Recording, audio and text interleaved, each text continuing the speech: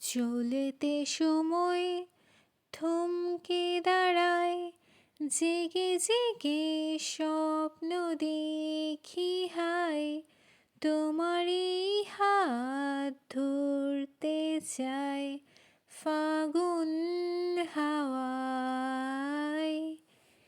কি মায়ায় কোন সে নেশায় বারে বারে মন ছুতে চায়, চেনা মুখ ঘুরপাক খায় চোখের পাতায়। আমি বারে বার বহুবার তোমাকে চাই, আমি বারে বার হাজার বার তোমাকে চাই। হ্যালো মাই লাভলি অডিয়েন্স, কেমন আছেন? আশা করছি সবাই খুব খুব খুব ভালো আছেন।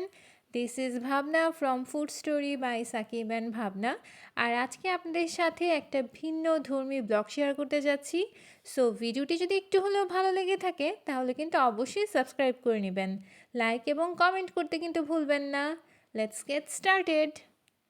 আজকে আমি আপনাদের সাথে কিন্তু কোনো রান্নার ভিডিও শেয়ার করছি না। আজকে আমি আপনাদের সাথে শেয়ার করছি ছোট্ট একটা আউটিং, অর্থাৎ আমরা একটুখানি ঘুরতে বেরিয়েছিলাম সরিষা বাগানে। সেটাই হচ্ছে আমি আজকে আপনাদের সাথে শেয়ার করব এবং নিজের কিছু পার্সোনাল এক্সপিরিয়েন্স আপনাদের সাথে শেয়ার করব। হোপফুলি আপনাদের ভিডিওটা ভালো লাগবে, তাই অবশ্যই ভিডিওটা প্রথম থেকে শেষ পর্যন্ত দেখবেন।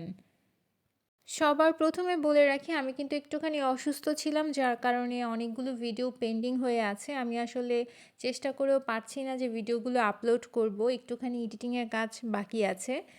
আপনারা যারা নিয়মিত আমার পরিবারের সদস্য তারা অবশ্যই জানেন যে আমি কিন্তু সবসময় চেষ্টা করি আপনাদের সাথে বিভিন্ন ধরনের রেসিপি শেয়ার করার, বিভিন্ন ধরনের ভিডিও শেয়ার করার। আমার পার্সোনাল এক্সপিরিয়েন্স এবং আমার কিছু আউটিং থাকে, শপিং ব্লগ থাকে। সো সব কিছু মিলিয়ে হচ্ছে আমি একটুখানি এখন অফ আছি। আপনারা সবাই আমার জন্য কিন্তু দোয়া করবেন। আর এই ভিডিওটাও হচ্ছে অনেক আগের, আমি অলমোস্ট অনেক দিন আগেই হচ্ছে এখানে গিয়েছিলাম আর আজকে এই ভিডিওটা আপলোড দিচ্ছি। আজকে আমরা চলে গিয়েছিলাম, আমাদের বাড়ির পাশে হচ্ছে একটা সরিষা ক্ষেত আছে, সরিষা ক্ষেত বলি বা সরিষা বাগান বলি। সেখানে আমি যখন জানতে পেরেছি তারপরেই হচ্ছে আমি এখানে ঘুরতে বেরিয়েছিলাম। আর সরিষা বাগান কার না ভালো লাগে?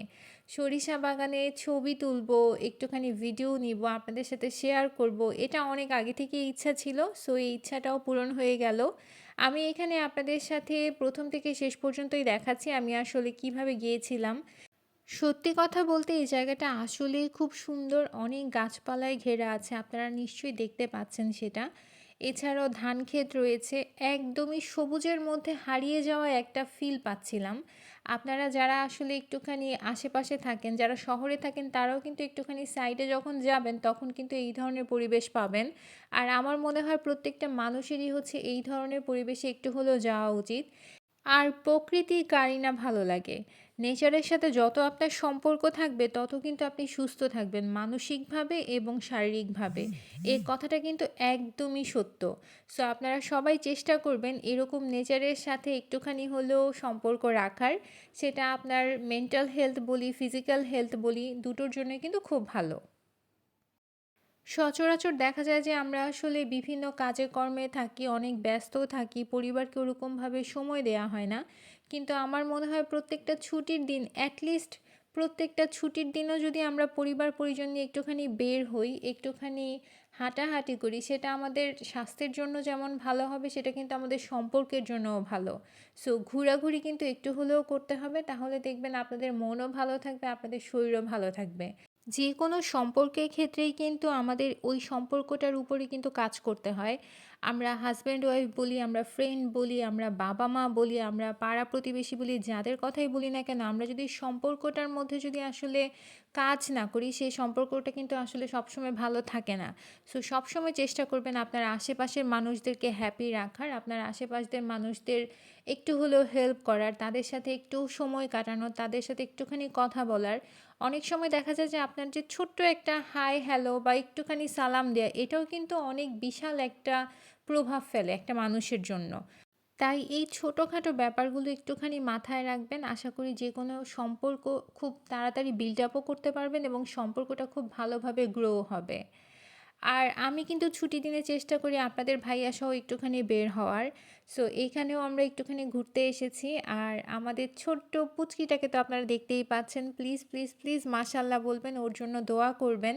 সে একটুখানি হাঁটতে শিখেছে কিন্তু তারপরেও সে হাঁটতে চায় না, সবসময় কোলে কোলেই থাকতে চায়। আর এইদিকে আমি কিন্তু ধান ক্ষেতের মাঝ বরাবর চলে যাচ্ছি।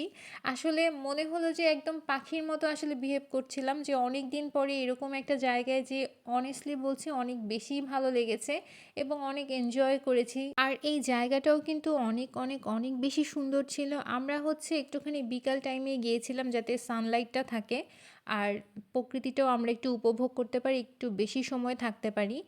চারপাশে রয়েছে ধান ক্ষেত আর একটুখানি হাঁটার জায়গা রয়েছে, আর ওই তো দূরে দেখা যাচ্ছে সরিষা ক্ষেত বা সরিষা বাগান, যেটাই আমরা বলি না কেন।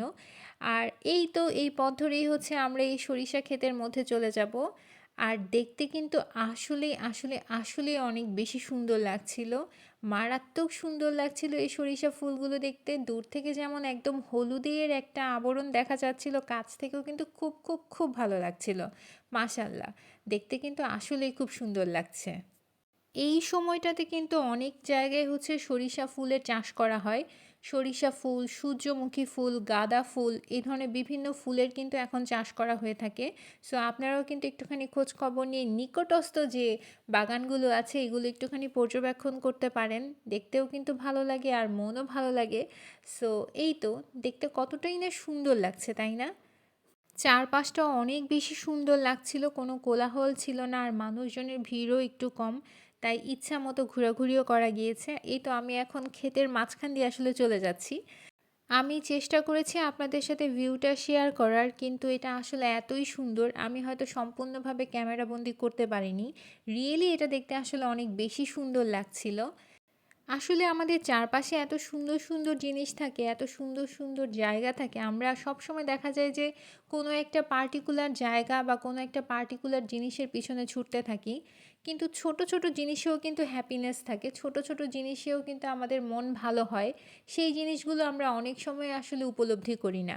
তাই চারপাশের প্রকৃতির মধ্যেই যদি আমরা একটু হ্যাপিনেস খুঁজে বেড়াই, একটুখানি সুখ পাই, তাহলে মনে হয় অন্য কোনো কিছুই আসলে লাগে না। ওই যে কথায় বলে না, আপনি যদি মানসিকভাবে সুস্থ থাকেন, মানসিকভাবে যদি আপনি সুখী থাকেন, তাহলে কিন্তু আপনি আসলেই সুখী। আমরা কিন্তু মেন্টাল হেলথ নিয়ে কথা একদমই বলি না, কিন্তু আমাদের উচিত আমাদের যে মেন্টাল হেলথটা রয়েছে সেটাকে আসলে ঠিক করা, সেটাকে আসলে হ্যাপি রাখার, তাহলেই হচ্ছে আমরা পরিপূর্ণভাবে সুখী হতে পারবো। আর এদিকে কথা বলতে বলতে আমি কিন্তু অনেকগুলো ক্লিপস আপনাদেরকে দেখিয়ে দিচ্ছি। আমি চেষ্টা করেছি আপনাদের সাথে সম্পূর্ণটাই শেয়ার করার। আর এই জায়গাগুলো যেগুলো দেখতে পাচ্ছেন এখানে হচ্ছে ধান ক্ষেত লাগানো হয়েছে। আর দূরে ওইটা যেটা দেখতে পাচ্ছেন সেটাও কিন্তু আরেকটা সরিষা ক্ষেত। কিন্তু আমরা ওটুক পর্যন্ত আর যাইনি, আমরা এইটার মধ্যেই থেকেছিলাম। আর এদিকে আমাদের বুড়িটা কিন্তু একটুখানি বাবা সহ হাঁটছে। সবাই কিন্তু অবশ্যই মাশাল্লাহ মাশাল্লাহ বলবেন। যারা আজকে প্রথম আমাকে দেখছেন তাদেরকে বলবো প্লিজ আমার পরিবারের সদস্য হয়ে যাবেন। আর যারা পুরাতন আছেন, আমাকে অনেক দিন ধরে চিনেন, অনেক দিন ধরে দেখছেন, তাদের জন্য তো অনেক অনেক অনেক ভালোবাসা, অনেক দোয়া। আপনারাও সব সময় আমাদের জন্য দোয়া করবেন যাতে আমরা ভালো থাকতে পারি, যাতে আমি আপনাদের সাথে এই ধরনের ভিডিও, এই ধরনের ব্লগ শেয়ার করতে পারি। আজ এই পর্যন্তই। Thanks for watching. আল্লাহ হাফেজ।